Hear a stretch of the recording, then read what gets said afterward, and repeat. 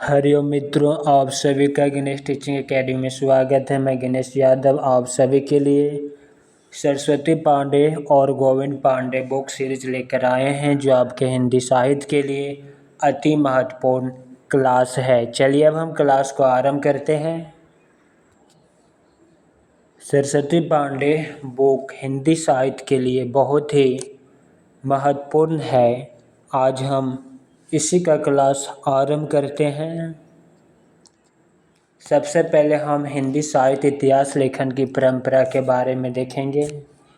हिंदी साहित्य के इतिहास लेखन का सबसे पहला प्रयास फ्रेंच विद्वान गार्स द तासी ने किया। गार्स द तासी ने अपनी पुस्तक की रचना फ्रेंच भाषा में की। तासी ने अपनी पुस्तक का नाम इस्तेवार द ला लित्यूत्रे एंदोई हिंदुस्तानी रखा है। यह पुस्तक दो भागों में विभक्त है, जिसका प्रकाशन क्रमशः 1839 ईस्वी तथा 1847 ईस्वी में हुआ।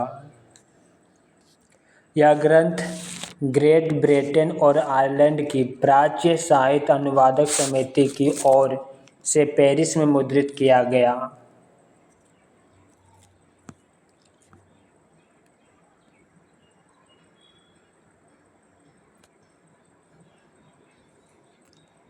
इस्तेवार द ला लित्यूत्रे एंदोई हिंदुस्तानी द्वितीय संस्करण में 3 भागों में विभक्त हो गया, जिसका प्रकाशन सन 1871 ईस्वी में हुआ। तासी ने अपनी पुस्तक में हिंदी और उर्दू के अनेक कवियों का विवरण अंग्रेजी वर्ण अनुक्रम के अनुसार दिया है। गार्स द तासी के ग्रंथ में कुल 738 कवि, जिनमें से हिंदी के 72 तथा शेष उर्दू के हैं। लक्ष्मी सागर वर्षणेय ने तासी के ग्रंथ का हिंदी अनुवाद हिंदोई साहित्य का इतिहास नाम से प्रकाशन सन 1952 ईस्वी में कराया। तासी की पुस्तक इस्तेवार द ला लित्यूत्रे एंदोई हिंदुस्तानी में एंदोई के लिए हिंदी और हिंदुस्तानी के लिए हिंदुस्तानी उर्दू अर्थ प्रस्तुत होता है। हिंदी साहित्य इतिहास लेखन की परंपरा में हिंदी भाषा में लिखा प्रथम ग्रंथ श्री महेश दत्त शुक्ल द्वारा रचित भाषा कवि संग्रह है।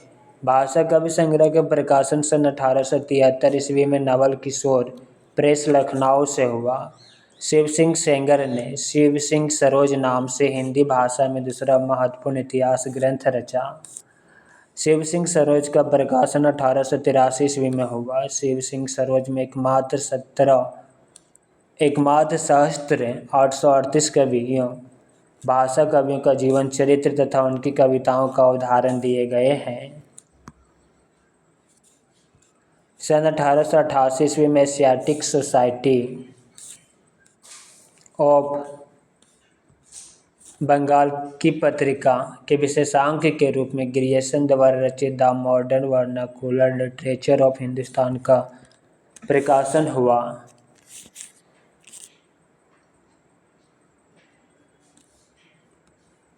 जॉर्ज ग्रियर्सन द्वारा रचित the modern vernacular literature of Hindustan को सच्चे अर्थों में हिंदी साहित्य का पहला इतिहास ग्रंथ माना जाता है। ग्रियर्सन ने अपने ग्रंथ में 952 कवियों को शामिल किया है। डॉक्टर किशोरी लाल गुप्त ने the modern vernacular literature of Hindustan का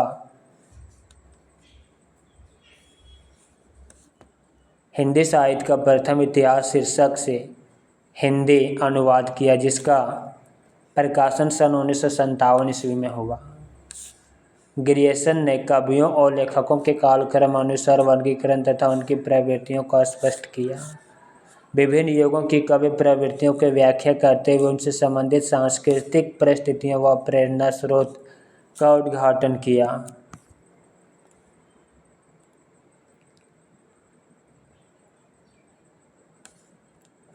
प्रस्तुत ग्रंथ का विभिन्न कालखंडों में विभक्त किया गया तथा प्रत्येक अध्याय काल विशेष का सूचक है। जॉर्ज ग्रियर्सन ने प्रथम बार हिंदी साहित्य का भाषा की दृष्टि से क्षेत्र निर्धारण करते हुए संस्कृत, प्राकृत एवं अरबी फारसी मिश्रित उर्दू को उससे पृथक किया। हिंदी साहित्य के विकास क्रम का निर्धारण चरण काव्य, धार्मिक काव्य, प्रेम काव्य, दरबारी काव्य के रूप में किया गया है। 16वीं-17वीं शताब्दी के युग भक्ति काल को हिंदी का स्वर्ण युग मानना ग्रियर्सन की महत्वपूर्ण उपलब्धि है। मिश्र बंधुओं ने मिश्र बंधु विनोद नामक इतिहास ग्रंथ की रचना की। मिश्र बंधुओं में गणेश बिहारी, श्याम बिहारी, सुखदेव बिहारी मिश्र हैं। मिश्र बंधु विनोद 4 भागों में विभक्त है, जिसके प्रथम 3 भाग का प्रकाशन सन 1913 ईस्वी तथा चतुर्थ भाग 1934 ईस्वी में प्रकाशन हुआ। मिश्र बंधु विनोद में 4591 कवियों का जीवन वृत्त वर्णित है। इसमें अनेक अज्ञात कवियों को प्रकाश में लाने के साथ उनके साहित्यिक महत्व को स्पष्ट करने का प्रयास किया गया है। मिश्र बंधु विनोद में कवियों का सापेक्षिक महत्व निर्धारित करने के लिए उनकी 4 श्रेणियां बनाई गई हैं। हिंदी साहित्य इतिहास लेखन की परंपरा में आचार्य रामचंद्र शुक्ल द्वारा रचित हिंदी साहित्य का इतिहास का स्थान सर्वोच्च है। आचार्य शुक्ल का इतिहास मूलतः नागरिक प्रचारणी सभा द्वारा प्रकाशित हिंदी शब्द सागर की भूमिका के रूप में हिंदी साहित्य के विकास के नाम सन 1929 ईस्वी में प्रकाशित हुआ। हिंदी साहित्य का इतिहास में 1000 कवियों और लेखकों को शामिल किया गया है।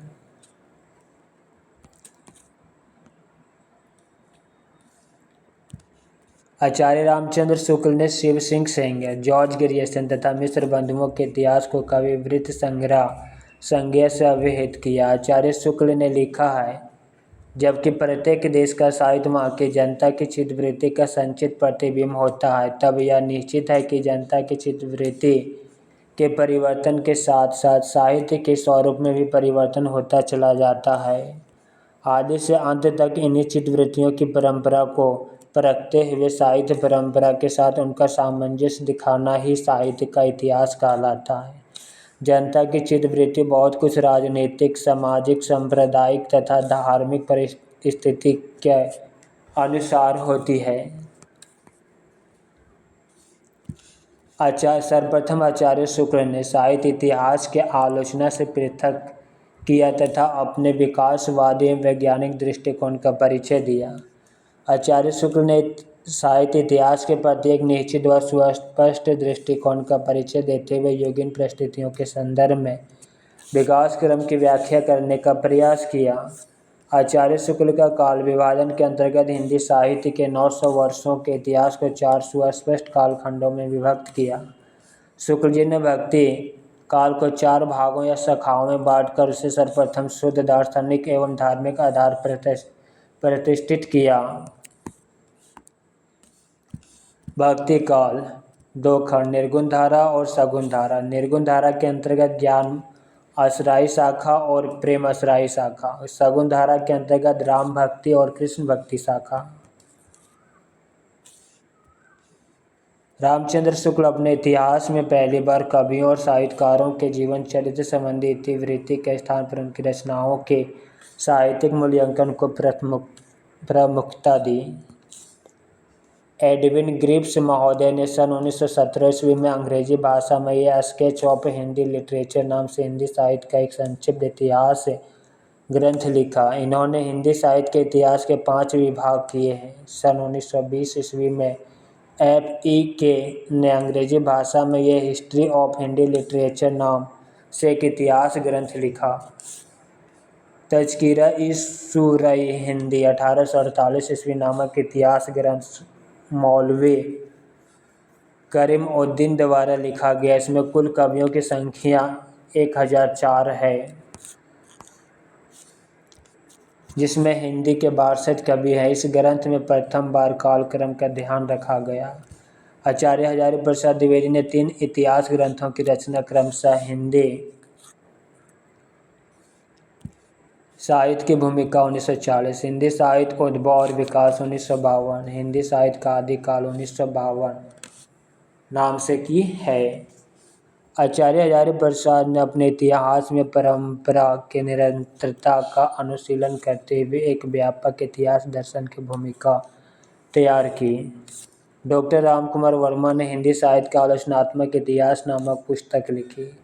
हिंदी साहित्य का आलोचनात्मक इतिहास का प्रकाशन सन 1938 ईस्वी में हुआ। डॉक्टर रामकुमार वर्मा ने अपने इतिहास ग्रंथ में 693 ईस्वी से 693 ईस्वी से 1693 ईस्वी तक की काल अवधि अर्थात संधि काल से लेकर भक्ति काल तक की अवधि को ही लिया।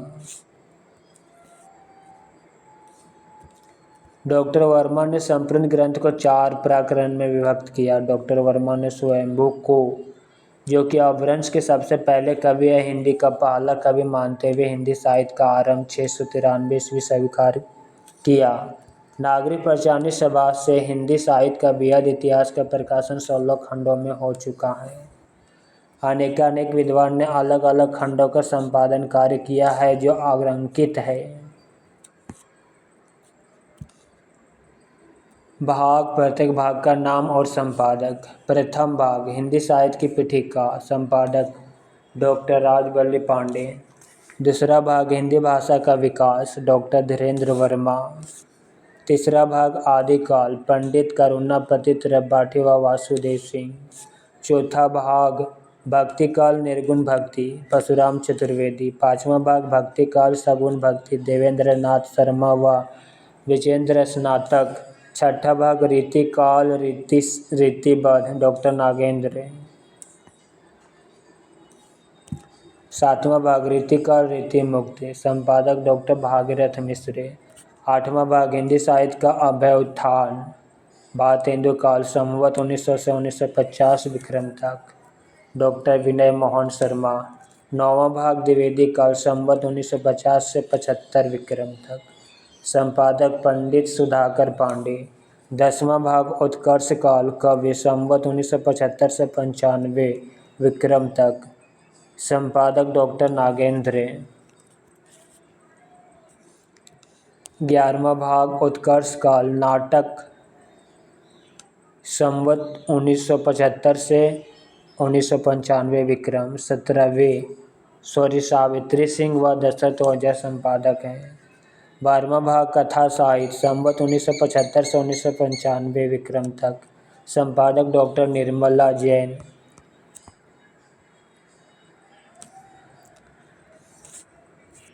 13वां भाग समालोचना, निबंध और पत्रकारिता, संपादक लक्ष्मी नारायण सुधांशु, संवत 1975 से 95। 14वां भाग अध्यात्म निकाल, संवत 1995 से 2017 विक्रम। सह संपादक डॉक्टर हरवंश लाल शर्मा और डॉक्टर कैलाश भटिया। 15वां भाग आंतर भारतीय हिंदी साहित्य, संपादक डॉक्टर नागेंद्र और पंडित राहुल संस्कृतियाँ। 16वां भाग हिंदी का लोक साहित्य, संपादक डॉक्टर कृष्णदेव उपाध्याय। डॉक्टर धीरेन्द्र वर्मा ने विभिन्न विद्वानों के सामूहिक सहयोग से हिंदी साहित्य नामक इतिहास ग्रंथ का संपादन कार्य किया। इस ग्रंथ में संपूर्ण हिंदी साहित्य को 3 कालों, आदिकाल, मध्यकाल एवं आधुनिक काल में विभक्त करते हुए प्रत्येक काल की काव्य परंपराओं का विवरण अविच्छिन्न रूप से प्रस्तुत किया गया है। हिंदी साहित्य इतिहास संबंधी प्रमुख ग्रंथ तथा रचनाकार। हिंदी काव्य धारा 1944 ईस्वी, पंडित राहुल संस्कृतियाँ इनकी रचना। हिंदी साहित्य का इतिहास 1973 ईस्वी, संपादक डॉक्टर नागेंद्र। हिंदी साहित्य का वैज्ञानिक इतिहास 2 भाग में, प्रथम व द्वितीय खंड 1965 ईस्वी, डॉक्टर गणपति चंद्रगुप्त की रचना है। हिंदी साहित्य का अतीत 2 भाग, आचार्य विश्वनाथ प्रसाद मिश्र की रचना है। डॉक्टर रामस्वरूप चतुर्वेदी की रचना हिंदी साहित्य और संवेदना का विकास 1986 ईस्वी। डॉक्टर नलिन विलोचन शर्मा की रचना साहित्य का इतिहास दर्शन। डॉक्टर श्याम सुंदर दास की रचना हिंदी भाषा का विकास 1924 ईस्वी। श्याम सुंदर दास की रचना हिंदी भाषा और साहित्य 1930। डॉक्टर श्याम सुंदर दास की रचना हिंदी कोविद रत्नमाला 2 भाग, प्रथम 1909 और द्वितीय 1914 में प्रकाशित हुआ। डॉक्टर मोतीलाल मेनरिया की रचना राजस्थानी भाषा और साहित्य। डॉक्टर मोतीलाल मेनरिया की रचना राजस्थानी पिंगल साहित्य। डॉक्टर टीकम सिंह तोमर की रचना हिंदी वीर काव्य 1945। डॉक्टर भागीरथ मिश्र की रचना हिंदी काव्य शास्त्र का इतिहास।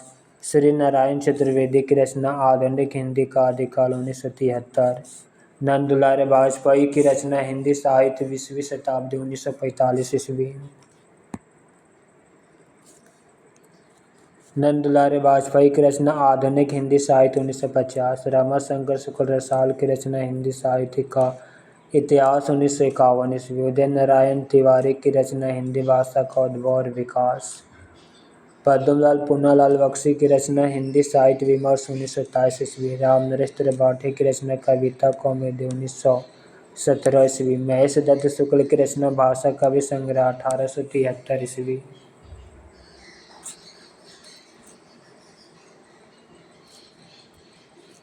सूर्यकांत त्रिपाठी निराला की रचना हिंदी साहित्य का विवेचनात्मक इतिहास 1930 ईस्वी। कृष्ण शंकर शुक्ल की रचना आधुनिक हिंदी साहित्य का इतिहास 1934 ईस्वी। डॉक्टर इंद्रनाथ मार्दन की रचना मॉडर्न हिंदी लिटरेचर 1939 ईस्वी। ब्रजरतन दास की रचना खड़ी बोली हिंदी साहित्य का इतिहास 1941 ईस्वी। लक्ष्मी सागर वर्णय की रचना आधुनिक हिंदी साहित्य 1941 ईस्वी। वियोगी हरि की रचना ब्रजमाधुरी सार 1927 ईस्वी। डॉक्टर बच्चन सिंह की रचना हिंदी साहित्य का दूसरा इतिहास 1996 ईस्वी। सुमन राजे की रचना हिंदी साहित्य का आधा इतिहास 2003 ईस्वी। नीलाभ की रचना हिंदी साहित्य का मौखिक इतिहास। नीरजा माधव की रचना हिंदी साहित्य का ओझल नारी इतिहास 2013 ईस्वी। हिंदी साहित्य का काल विभाजन और नामकरण। जॉर्ज ग्रियर्सन का काल विभाजन। पहला चरण काल 700 से 1300 ईस्वी। दूसरा 15वीं सदी का धार्मिक पुनः जागरण। तीसरा जयसी की प्रेम कविता। चौथा ब्रज का कृष्ण संप्रदाय। पाँचवा मुगल दरबार। छठा तुलसीदास। सातवां रीति काव्य। आठवां तुलसीदास के अन्य परवर्ती। नौवां 18वीं शताब्दी। 10वां कंपनी के शासन में हिंदुस्तान। 11वां महारानी विक्टोरिया के शासन में हिंदुस्तान। अर्थात जॉर्ज ग्रियर्सन ने 11 भागों में काल विभाजन किया है। जॉर्ज ग्रियर्सन ने सर्वप्रथम हिंदी साहित्य के आरंभिक काल को चरण काल से अभिहित किया है। ग्रियर्सन ने चरण काल के अंतर्गत 9 कवियों पुष्य कवि, खुमान सिंह, केदार, कुमारपाल, अन्यदास, चंद, जगनिक, जोधराज एवं षडांगधर का उल्लेख किया है।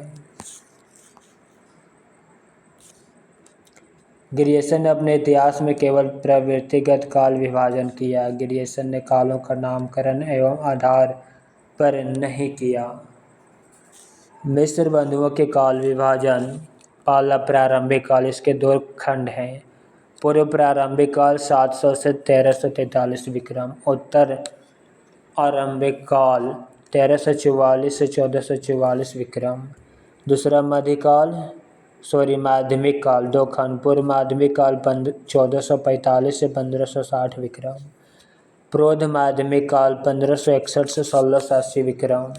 तीसरा अलंकृत काल। इसका भी 2 खंड है। पूर्व अलंकृत काल 1681 से 1790 विक्रम। उत्तर अलंकृत काल 1791 से 1889 विक्रम। और चौथा परिवर्तन काल 1890 से 1924 विक्रम। मिस्र बंधुओं ने 4 भागों में काल विभाजन किया है और हर भाग का 2-2 खंड में विभाजित किया है। और मिस्र बंधु का 5वां विभाजन है वर्तमान काल 1926 विक्रम से अब तक। अर्थात मिस्र बंधुओं ने 5 काल विभाजन किया है 5 भागों में। अब हम आचार्य शुक्ल का काल विभाजन देखेंगे जो 4 भागों में विभाजन किया गया है। आदिकाल और वीरगाथा काल संवत 1050 से 1375। दूसरा पूर्व मध्यकाल भक्ति काल संवत 1375 से 1700। तीसरा उत्तर मध्यकाल रीतिकाल संवत 1700 से 1900। चौथा आधुनिक काल गद्यकाल संवत 1900 से 1984 विक्रम तक। अब हम राम कुमार वर्मा का काल विभाजन देखेंगे जो 5 भागों में विभक्त है। पहला संधि काल संवत 750 से 1000 विक्रम। दूसरा चरण काल संवत 1000 से 1375 विक्रम। तीसरा है भक्ति काल संवत 1375 से 1700 विक्रम। चौथा है रीति काल संवत 1700 से 1900 विक्रम। और पांचवा आधुनिक काल संवत 1900 से अब तक है। चलिए डॉक्टर गणपति चंद्रगुप्त का काल विभाजन देखते हैं, जो 4 भागों में है। पहला आदि काल 1184 से 1350 ईस्वी। दूसरा पूर्व मध्य काल 1350 से 1600 ईस्वी। तीसरा उत्तर मध्य काल 1600 से 1857 ईस्वी। और चौथा आधुनिक काल 1857 ईस्वी से अब तक है। डॉक्टर नागेंद्र द्वारा संपादित ग्रंथ हिंदी साहित्य का इतिहास के अनुसार काल विभाजन। पहला आदिकाल 7वीं सदी के मध्य से 14वीं सदी के मध्य तक। दूसरा भक्ति काल 14वीं सदी के मध्य से 17वीं सदी के मध्य तक। तीसरा रीति काल 17वीं सदी के मध्य से 19वीं सदी के मध्य तक है। चौथा आधुनिक काल 19वीं सदी के मध्य से अब तक है। आधुनिक काल को 4 खंडों में विभक्त किया। पुनः जागरण काल, जिसे भारतेंदु काल कहते हैं, 1857 से 1900। जागरण सुधार काल द्विवेदी काल 1900 से 1918। छायावाद काल 1918 से 1938। छाया उत्तर काल। प्रगति प्रयोग काल 1938 से 1953। नवलेखन काल 1953 ईस्वी से अब तक है।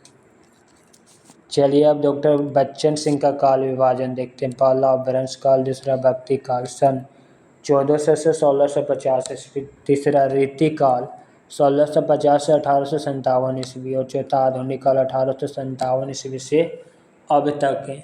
आदिकाल का नामकरण, नाम और इसके प्रयोक्ता। चरण काल जॉर्ज ग्रियर्सन का कथन है। प्रारंभिक काल मिश्र बंधु। बीजवापन काल आचार्य महावीर प्रसाद द्विवेदी। वीर गाथा काल आचार्य रामचंद्र शुक्ल। सिद्ध सामंत काल पंडित राहुल संस्कृतन। वीर काल आचार्य विश्वनाथ प्रसाद मिश्र। संधि काल एवं चरण काल डॉक्टर राम कुमार वर्मा। आदि काल आचार्य हजारी प्रसाद द्विवेदी। आधार काल सुमन राजे।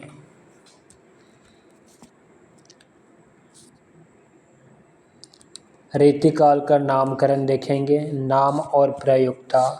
रीति कवि जॉर्ज ग्रियर्सन। अलंकृत काल मिश्र बंधु। रीति काल आचार्य रामचंद्र शुक्ल। श्रृंगार काल आचार्य विश्वनाथ प्रसाद मिश्र। कलाकार रमाशंकर शुक्ल रसाल। यह सभी रीति काल का नाम है।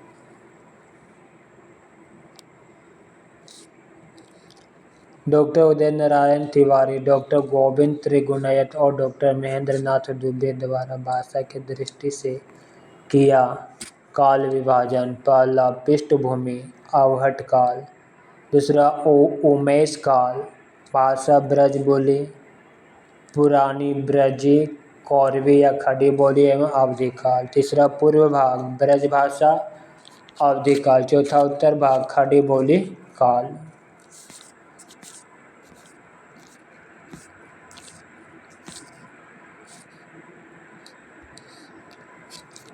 अब हम आदिकाल को आरंभ करते हैं। सबसे पहले हम आदिकाल के पूर्व पीठिका को देखेंगे। आचार्य रामचंद्र शुक्ल द्वारा वर्णित आदिकाल के संदर्भ में प्रमुख कथन। प्राकृत के अंतिम अपभ्रंश अवस्था से ही हिंदी साहित्य का अभिभव माना जा सकता है। हिंदी साहित्य का आदिकाल संवत 1050 से लेकर संवत 1375 तक, अर्थात महाराज भोज के समय से लेकर हमीरदेव के समय के कुछ पीछे तक माना जा सकता है।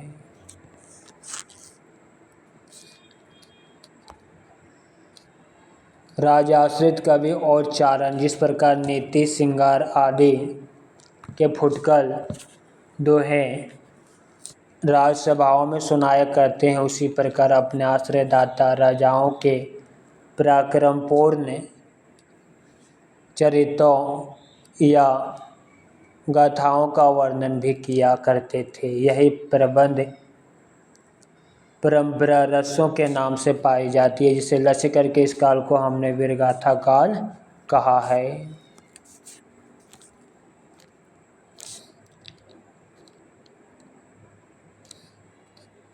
अपभ्रंश नाम पहले वल्लभी के राजा धारसेन द्वितीय के शिलालेख में मिलता है, जिसमें उसने अपने पिता गुसेन विक्रम संवत 650 के पहले को संस्कृत, प्राकृत और अपभ्रंश तीनों का कवि कहा। सिद्धों के उद्धृत रचनाओं की भाषा देश भाषा मिश्रित अपभ्रंश या पुरानी हिंदी की कवि भाषा है। पुरानी हिंदी की व्यापक कवि भाषा का ढांचा शौरसेनी प्रस्तुत अपभ्रंश अर्थात ब्रज और खड़ी बोली पश्चिमी हिंदी का है। अध्यात्म रंग के चश्मे आजकल बहुत सस्ते हो गए हैं, जिन्हें उन्हें चढ़ाकर जैसे कुछ लोग गीत गोविंद के पदों को आध्यात्मिक संकेत बताया, वैसे ही विद्यापति के इन पदों को भी। अब हम आदिकाल के महत्वपूर्ण पंक्ति को देखते हैं। जो जिन शासन भाषियाहूँ सो भई कही यड सारू, जो पलहि सही भाव करी सो सरी पावहि पारू। देवसेन की पंक्ति है श्रवकाचार्य रचना से। पंड्या सहल सत बखनई देहई रुद्र वसंत ना जनहि, आ मन गा मन ना तेन विखंडिया तो वि नीलजयी बनहि हाउ पंडित। सरप्पा की पंक्ति। जाहे मन पवन न संचरहि रवि शशि नाहि प्रवेश, ताहि वत चित विषाम करु सरहे कह्य उवेश। घोर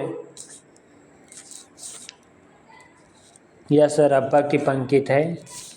घोर अंधारे चंदमनि झिमी, उजहुँ करहि परम मासु ऐसु कने दुरि आशेष हरहि। सरप्पा की पंक्ति। काया तरुवर पंच विडाल लुइपा की पंक्ति। भाव न होई अभाव न जई लुइपा की पंक्ति। सहजे थर करी वरुणि साध विरूपा की पंक्ति। एक न किंजई मंत्र न तंते कण्हप्पा की पंक्ति। हालो डोंबी तो पुछमि सद्भावे सद्गुरु पये जाय पूनु जिनउरा कण्हप्पा की पंक्ति। भला हुआ जो मरिया हेमचंद्र की पंक्ति। पी संगमी कहूँ निदद्धि हेमचंद्र की पंक्ति। गंगा जमुना मांझे बहैरे नाई डोमिप्पा की पंक्ति। नगर बहैरे डोभी तो हरि खुडिया छाई छोई जाई सो बह नदिया कण्हप्पा की पंक्ति।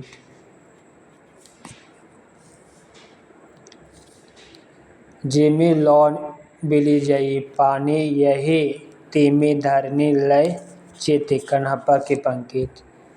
देशील बयान सब जन मिठा ते तेसन जपहु अवहठ विद्यापति की पंक्ति। हिंदू बोले दुरही निकार छोटे तरुका भाव की मार। विद्यापति की पंक्ति है कीर्तिलता रचना से। मनहु कला ससभान कला 1600 बनिए, विकसी कमल स्त्रिंग भ्रमर बेनु खजन मृग लुटिए। पृथ्वीराज रसो ग्रंथ की यह पंक्ति है।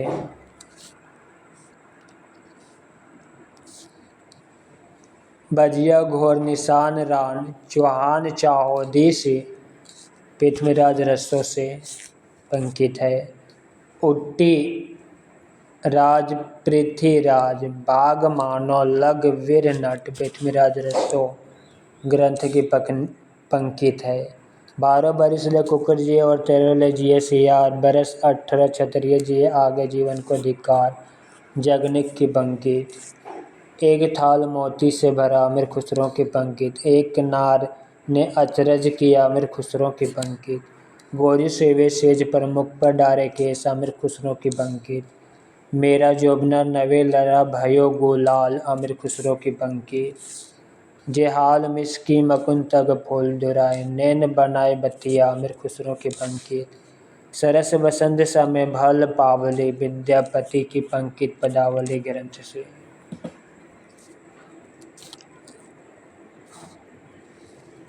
काली कहल पी सांझ हीरे, जाइब मई मारो देश, विद्यापति की पंकित पदावली ग्रंथ से। अब हम महत्वपूर्ण तथ्य को देखते हैं। प्राकृत आभास, हिंदी का तात्पर्य प्राकृत के रूढ़ियों से बहुत कुछ बद्ध हिंदी। कवि विद्यापति ने दो प्रकार की भाषा का प्रयोग किया है। पहला पुरानी अपभ्रंश का और दूसरा बोलचाल की देसी भाषा का। गाहा या गाथा कहने से प्राकृत का बोध होता है। दोहा या दुआ कहने से अपभ्रंश या लोक प्रचलित कवि भाषा का बोध होता है। भरत मुनि विक्रम की तीसरी सती ने नाट्य शास्त्र में अपभ्रंश नाम ना देकर लोक भाषा को देश भाषा ही कहा। अपभ्रंश या प्राकृत भाष हिंदी की रचना विक्रम की 7वीं शताब्दी से ही होने लगा था। 84 सिद्धों का नाम ये है।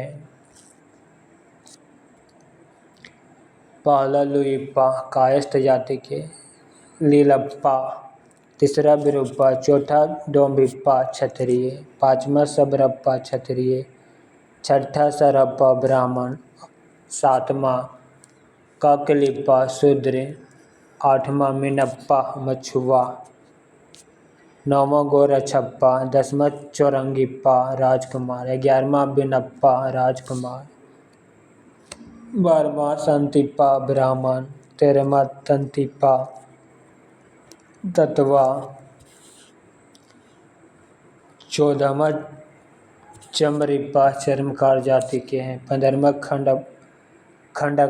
खंडगप्पा शूद्र जाति के, 16वां नागार्जुन ब्राह्मण, 17वां कनप्पा कायस्थ, 18वां कर्णरिप्पा, 19वां थगनप्पा शूद्र, 20वां नरोप्पा ब्राह्मण, 21वां सलीप्पा शूद्र, 22वां तिलोप्पा ब्राह्मण, 23वां क्षत्रप्पा शूद्र, 24वां भद्रप्पा ब्राह्मण, 25वां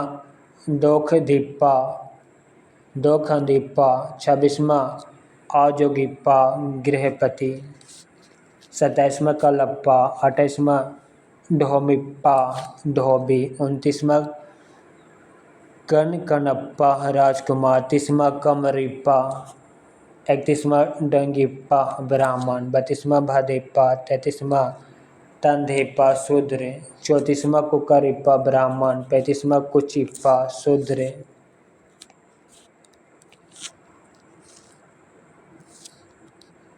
36वां धर्मप्पा ब्राह्मण, 37वां महिप्पा शूद्र, 38वां अचिंतप्पा लकड़हारा, 39वां भलहप्पा क्षत्रिय, 40वां नलिनप्पा, 41वां भूसुकिप्पा राजकुमार,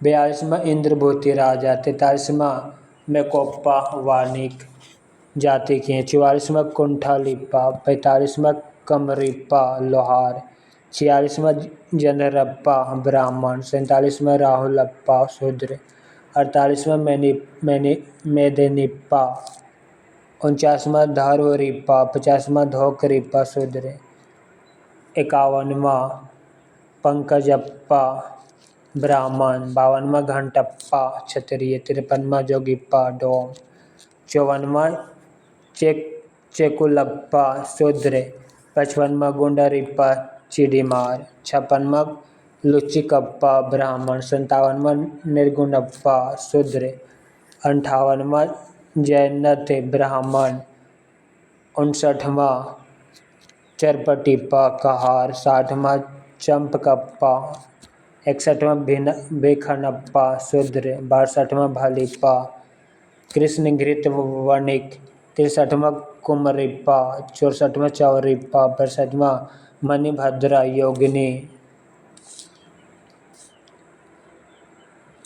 गृहदासी, 66वां मेखलप्पा योगिनी गृह पत्नी कन्या, 67वां कनपलप्पा योगिनी गृहपति कन्या, 68वां कलकलप्पा शूद्र 69वां, कंतालिप्पा दर्जी 70वां, दाहुलिप्पा शूद्र 71वां, उधालिप्पा वैश्य 72वां, कबालप्पा शूद्र 73वां, किलप्पा राजकुमार 74वां, सगरप्पा राजा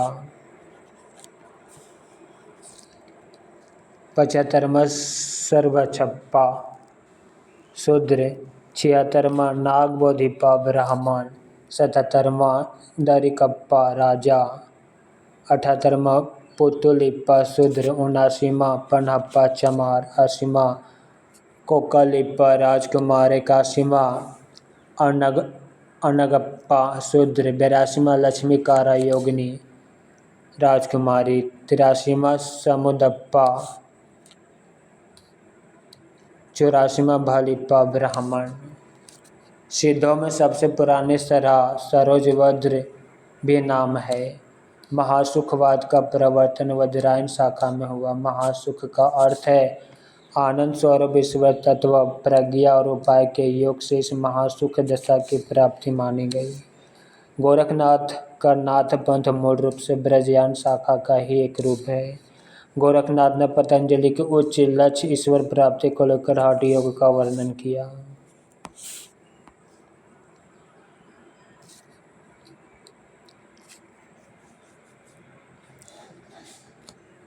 वज्रायनी सिद्धों का लीला क्षेत्र भारत का पूर्वी भाग था।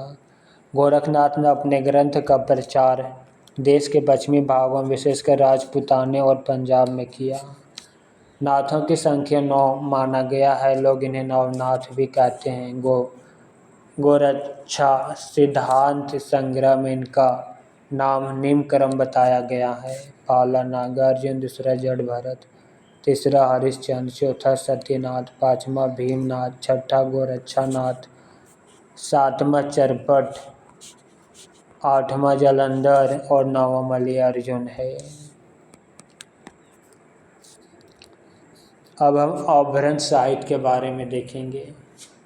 डॉक्टर रामकुमार वर्मा ने अपभ्रंश भाषा के प्रथम कवि स्वयंभू को हिंदी का प्रथम कवि माना। स्वयंभू 8वीं शती 783 ईस्वी के आसपास विद्यमान थे। स्वयंभू को ही जैन परंपरा का भी प्रथम कवि माना जाता है। स्वयंभू के 3 ग्रंथ बताए जाते हैं। पहला पाउम चरिहू, दूसरा ऋठ नेमि चरहू और तीसरा स्वयंभू छंद। स्वयंभू को अपभ्रंश भाषा का वाल्मीकि तथा व्यास कहा जाता है।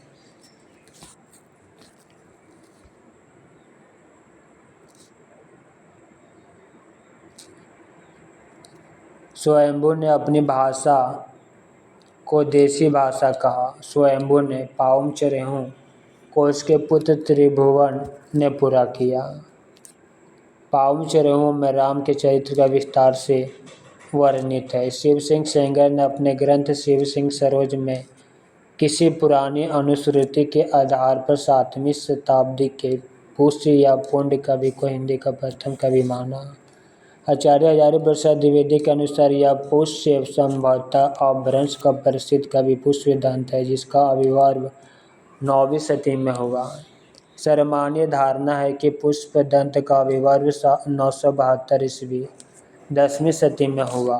पुष्यदंत की प्रमुख रचना 63 महापुरुष गुण अलंकार, दूसरा नय कुमार चरहू, तीसरा जसहर चरहू।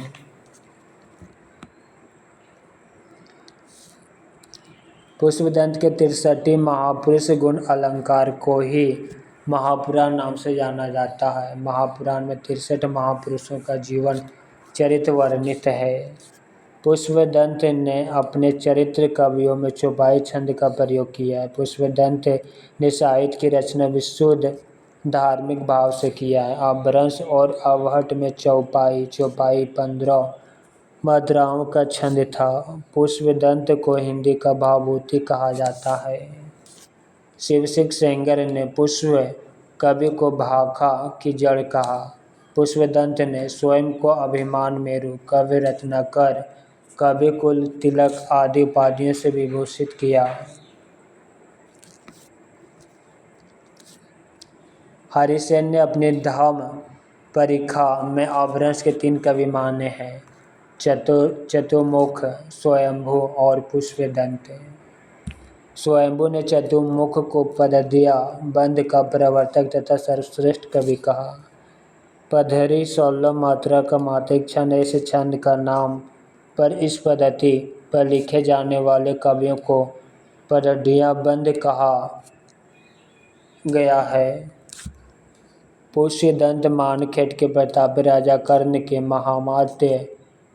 महात्म्य भीष्म के सभा कवि थे। धनपाल वाक्यपति राज मुंज के कवि सभा रत्न थे, जिन्हें मुंज ने सरस्वती की उपाधि दी थी। अपभ्रंश के तीसरे प्रमुख कवि धनपाल ने 10वीं सदी में भविष्यत कहा की रचना की। 12वीं शताब्दी में जिनदत्त सूरि द्वारा लिखित ग्रंथ उपदेश रसायन रास 1114 ईस्वी को जैन रास काव्य परंपरा का प्रथम ग्रंथ माना जाता है। उपदेश रसायन रास अपभ्रंश भाषा का प्रथम रस काव्य है। रस काव्य परंपरा का हिंदी में परिवर्तन करने का श्रेय भारतेश्वर बाहुबली रास 1184 ईस्वी के रचयिता श्री शालिभद्र सूरि को है। उपदेश रसायन रास 80 पदों का नृत्य गीत रास लीला काव्य है। अब्दुल रहमान द्वारा लिखित संदेश रासक पाला धर्म उत्तर रस ग्रंथ है। देसी भाषा में किसी मुसलमान द्वारा लिखित प्रथम काव्य ग्रंथ संदेश रासक है।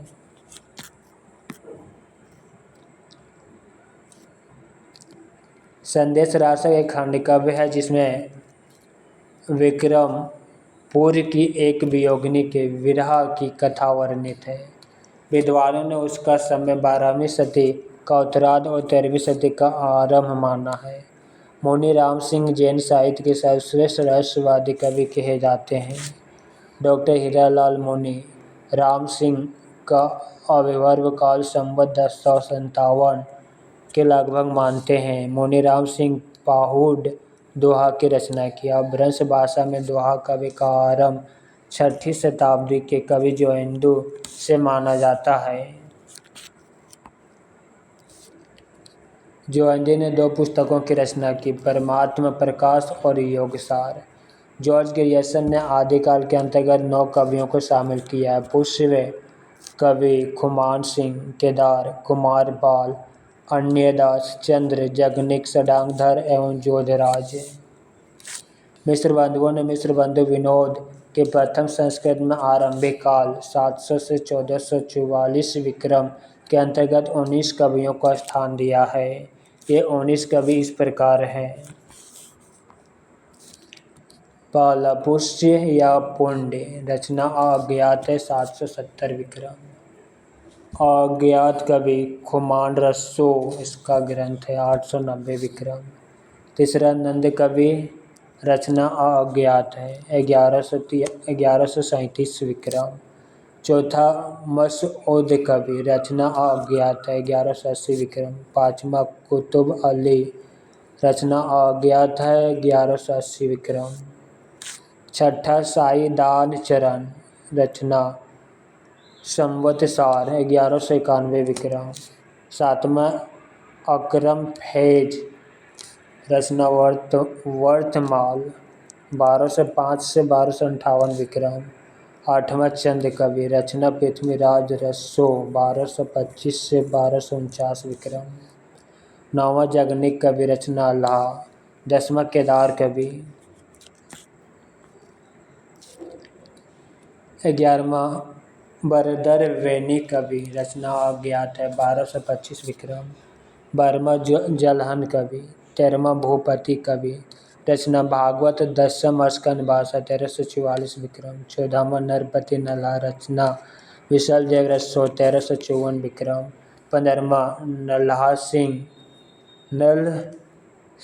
रचना विजयपाल रस्सो 1355 विक्रम। 16वां सडांगधर, रचना हमीर काव्य 1357 विक्रम।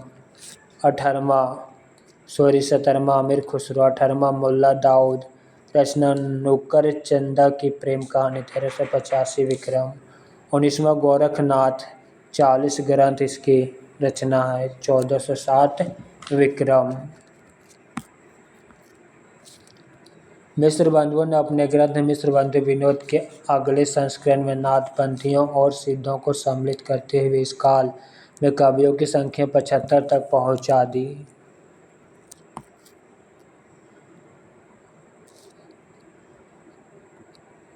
आचार्य रामचंद्र शुक्ल ने अपने इतिहास में आदिकालीन रचनाओं को 2 वर्गों में विभक्त किया। पहला अपभ्रंश और दूसरा देश भाषा बोलचाल की रचनाएं।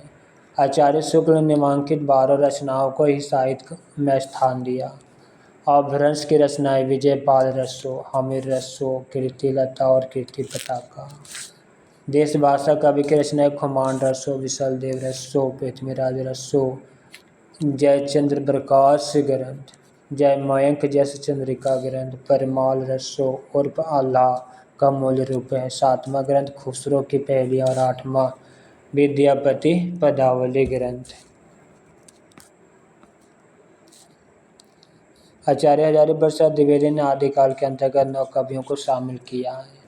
हेमचंद्र गुजरात के सोलंकी राजा सिद्धराज जयसिंह और उनके भतीजे कुमारपाल के राज दरबार में रहते थे।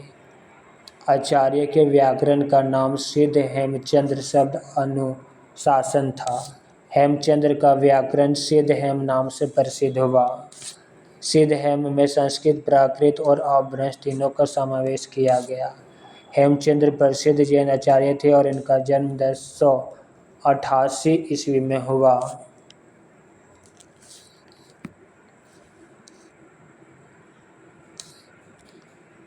हेमचंद्र की अन्य पुस्तक का नाम कुमारपाल चरित्र, योगशास्त्र, प्राकृत व्याकरण, छंद अनुशासन और देशी नाममाला कोश। हेमचंद्र की प्राकृत का पन्ने माना जाता है। अपने व्याकरण के उदाहरणों के लिए हेमचंद्र ने भट्टी के समान एक दयाश्रय काव्य की भी रचना की। सोमप्रभा सूरी गुजरात के एक प्रसिद्ध जैन साधु थे जिनका विवाह 1252 विक्रम संवत माना जाता है। सोमप्रभा सूरी ने कुमारपाल प्रतिबोध 1241 विक्रम संवत नाम का एक गद्य पद्यमय संस्कृत प्राकृत काव्य लिखा। जैन आचार्य मेरुतिंग ने संवत 1361 में प्रबंध चिंतामणि नामक एक ग्रंथ की रचना संस्कृत भाषा में की। प्रबंध चिंतामणि के कुछ दोहे मालवा नरेश राजा भोज के चाचा मुंज के कहे हुए हैं। प्रबंध चिंतामणि में दुहा विद्या में विवाद करने वाले 2 चरण ही कथा आई है, इसलिए अपभ्रंश काव्य को दुहा विद्या भी कहा जाने लगा। अपभ्रंश के पूर्व दुहा पर प्रयोग नहीं होता था। लक्ष्मीधर ने 14वीं शताब्दी के अंत में प्राकृत पेंगलम नामक एक ग्रंथ का संग्रह किया। प्राकृत पेंगलम में विद्याधर, षडांगधर, जज्जल, बब्बर आदि कवियों की रचनाओं को संकलित किया गया है। प्राकृत पेंगलम में प्राकृत और अपभ्रंश छंदों की विवेचना की गई है।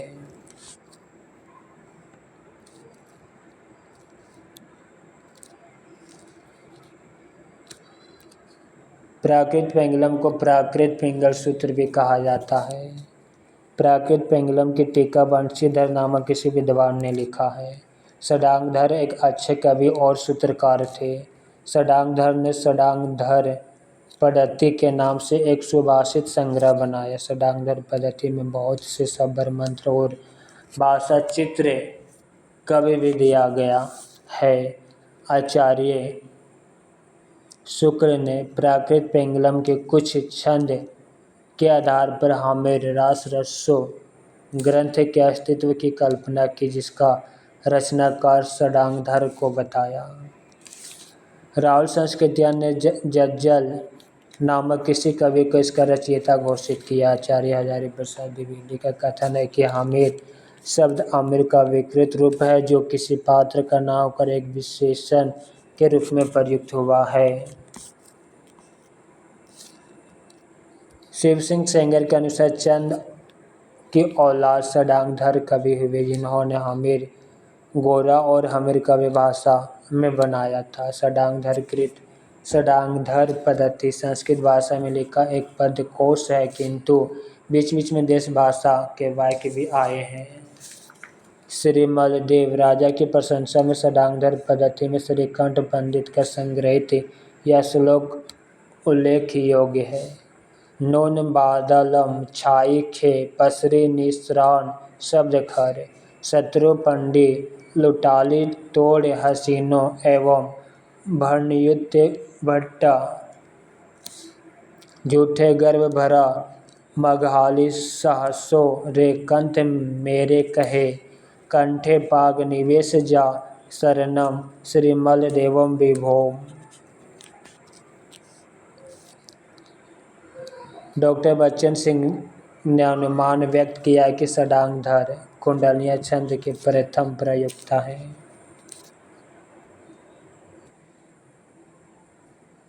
चलिए अब हम सिद्ध साहित्य को देखते हैं। सरहप्पा को हिंदी का प्रथम कवि माना जाता है। इन्हें सरोज वज्र राहुल भद्र आदि नामों से भी जाना जाता है। सिद्धों में सबसे पुराने सरहप्पाद हैं। सिद्धों ने बौद्ध धर्म के वज्रायन तत्व का प्रचार करने के लिए जो साहित्य जनभाषा में लिखा हुआ हिंदी के सिद्ध साहित्य की सीमा में आता है। वज्रायन का केंद्र श्री पर्वत पर रहा। सहजानियों की भाषा का नाम संध्या भाषा है। कुछ विद्वानों ने संध्या भाषा का अर्थ यह बताया कि यह ऐसी भाषा है जिसमें संध्या के समान प्रकाश तथा अंधकार का मिश्रण है। ज्ञान के आलोक में उसकी सारी बातें स्पष्ट हो जाती है। कुछ विद्वान ने संध्या भाषा का अर्थ अभिसंधि या अभिप्राययुक्त वाणी बताया है। पंडित विधुशेखर शास्त्री ने बताया कि मूल शब्द संध्या भाषा नहीं बल्कि संध्या भाषा रहा होगा।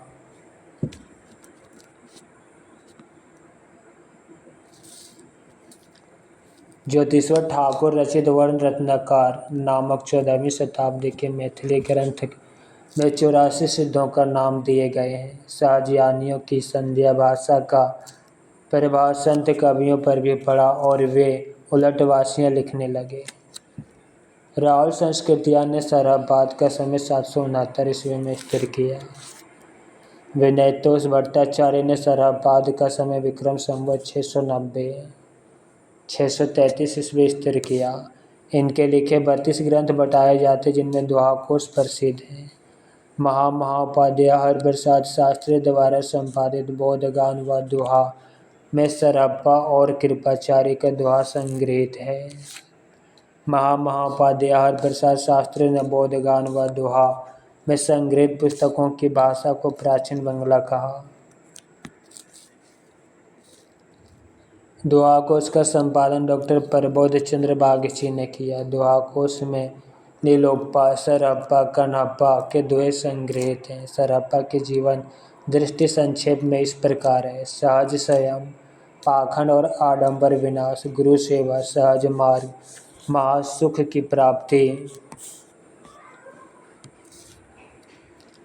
बच्चन सिंह ने लिखा, आक्रोश की भाषा का पहला प्रयोग सरहप्पा में ही दिखाई देता है। सिद्धों की भाषा को संध्या भाषा का नाम मुनि दत्त तथा अद्यवज्र ने दिया। सबरप्पा सरहप्पा के शिष्य तथा लुईपाद के गुरु थे। सबरों में वेशभूषा के रहने के कारण इनका नाम सबरपाद पड़ा। इनका जन्म क्षत्रिय कुल में सन 780 ईस्वी में हुआ। चार्यपद सबरप्पा की प्रसिद्ध पुस्तक है।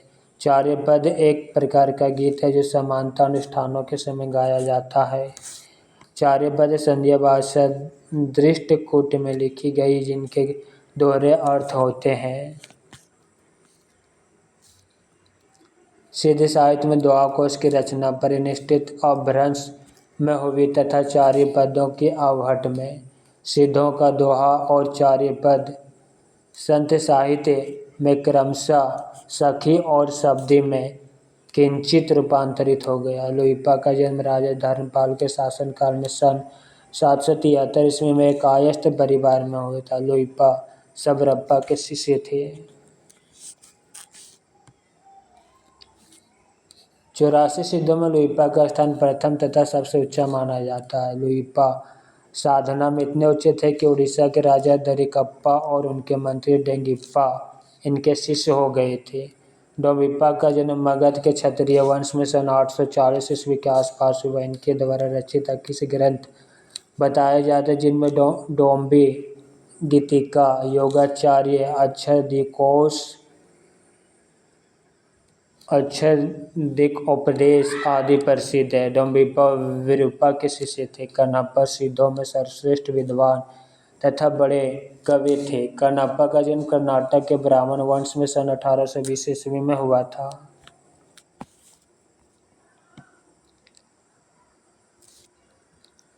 राहुल संस्कृतियान के अनुसार कण्णप्पा पांडित्य और कवित्व में बेजोड़ थे। कण्णप्पा बिहार के सोमपुरी स्थान पर रहते थे तथा जलंधरप्पा को अपना गुरु बनाया था।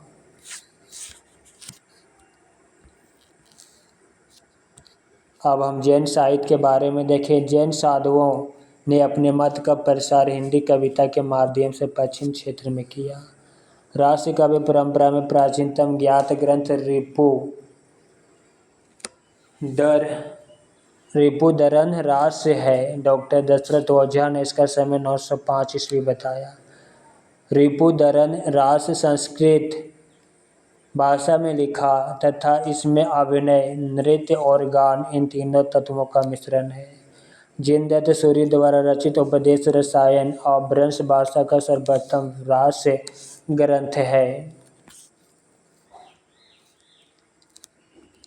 अपभ्रंश भाषा का दूसरा रास या रासक कवि अब्दुल रहमान द्वारा रचित संदेश रासक है।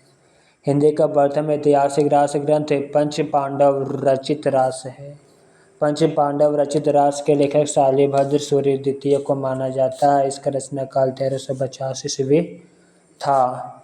मुनि जिन विजय, डॉक्टर दशरथ ओझा, डॉक्टर गणपति चंद्रगुप्त ने शालिभद्र सूरि द्वारा रचित भारतेश्वर बाहुबली रास को हिंदी जैन रास परंपरा का आदि कवि माना।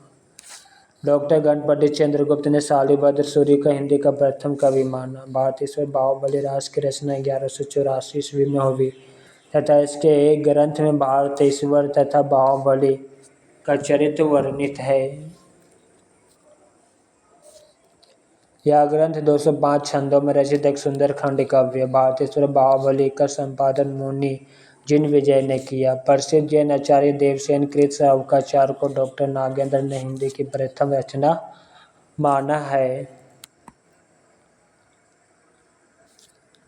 देवसेन ने सन 933 ईस्वी में श्रावकाचार्य की रचना की। श्रावकाचार्य में 250 दोहे में श्रावक धर्म का प्रतिपादन किया। देवसेन का अन्य ग्रंथ नयन चक्र, दर्शन सार, भाव संग्रह, आराधना सार और तत्वसार तथा समवय धम दोहा, इन ग्रंथों में इनका नय चक्र बहुत प्रसिद्ध है। देवसेन के नय चक्र को लघु नय चक्र का नाम भी दिया गया। देवसेन अपने ग्रंथ में जैन धर्म के अनेक संघों की उत्पत्ति लिखी, जिसे इन्होंने जैन भाषा का नाम दिया। बृहद नय चक्र की रचना देवसेन के शिष्य मैला धवल ने किया, जो कि देवसेन के नाम से प्रसिद्ध है। बृहद नय चक्र का वास्तविक नाम दव साहब पायस द्रव्य स्वभाव प्रकाश है। पहले यह ग्रंथ दोहाबंद में था, किंतु बाद में किसी शुभंकर के कहने से प्राकृत में गाथा बंद कर दिया। द्रव्य स्वभाव प्रकाश दव्य साहवा पायस पहले पुरानी हिंदी या अपभ्रंश भाषा में लिखा था। दव्य साहव पायस अब प्राकृत भाषा में मिलती है। दव्य साहव पायस मैल धवल की रचना है। शालिभद्र सूरि ने बुद्धिरास नामक ग्रंथ का संग्रह उनके शिष्य शिवी ने किया। आशुग नामक कवि ने जलोरा में लगभग 1200 ईस्वी के आसपास 35 छंदों का एक लघु खंड कवि चंदन बाला रास नाम से लिखा। अशोक ने जीवदया रास नामक एक अन्य ग्रंथ की भी रचना की। जिन धर्म सूरि ने 1209 ईस्वी में अस्तुलबद्ध रास की रचना की। अस्तुलबद्ध रास के रचयिता का नाम जिनधाम मिलता है, जो दीन धर्म का ही पर्याय समझा जाता है। विजय सेन सूरि ने रेवंतगिरी रास की रचना 1231 ईस्वी के आसपास किया। रेवंतगिरी रास में जैन तीर्थ रेवंतगिरी तथा तीर्थकर नेमिनाथ की प्रतिमा के महत्व का प्रतिपादन ऐतिहासिक एवं पौराणिक इतिवृत्त तथा प्राकृत सौंदर्य के आधार पर किया गया। रेवंतगिरी रास 4 कड़वकों में विभक्त है।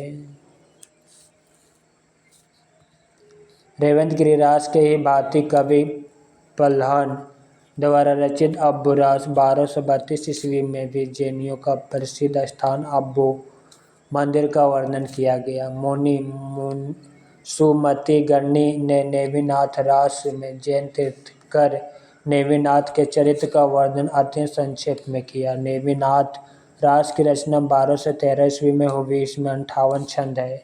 चौपाई छंद में 12 मासा का वर्णन विजय चंद्र सूरी द्वारा रचित नेमिनाथ चौपाई में माना जाता है। विनय चंद्र सूरी की अन्य रचनाएं मल्लीनाथ महाकाव्य, परवशनाथ चरित्र, कल्पनिरुक्ति, ओ.एस. माला, कहनय छपाई आदि हैं। जैन रास परंपरा के अन्य कवि एवं काव्य प्रज्ञतिलक की रचना कछुली रास 1306 ईस्वी, देलहन की रचना गय सुकमाल रास 14वीं सदी, सारमूर्ति की रचना जीन पद्म सूरी पट्टाभिषेक रास 1333 ईस्वी, अभयदेव सूरी की रचना जय तिहु अर्ण, चंद्रमुनि की रचना पुराण सार, कनकमार मुनि की रचना करकंडचर्य, कवि नय नंदी की रचना सुदर्शन चरित्रहूँ, जिन बल्लभ सूरी की रचना संग पट्टक, योग चंद्रमुनि प्रसिद्ध दोहाकार रचना योगसार, जिन दत्त सूरी की रचना चाचरी, काल स्वरूप कुलक एवं एस रसायन उपदेश रसायन, हरिभद्र सूरी की रचना ललित विस्तार, ध्रुताख्यान, जस हर चर्ये, संबोधन प्रकरण, नेमिनाथचर्यु, सोमप्रभा सूर्य की रचना कुमार पाल प्रतिबोध, जिन पद्म सूर्य की रचना अस्तुलिभद्र फग्गु, धर्म सूर्य की रचना जम्बू स्वामी रासा, अमदेव सूर्य की रचना संगपति समरा रास, राजशेखर सूर्य की रचना नेमिनाथ फाग। मित्रों, आज की क्लास यहीं पे समाप्त करते हैं। क्लास कैसा लगा कमेंट बॉक्स में अवश्य लिखिएगा। साथ ही अपने मित्रों को शेयर करना मत भूलिएगा। हरि ओम।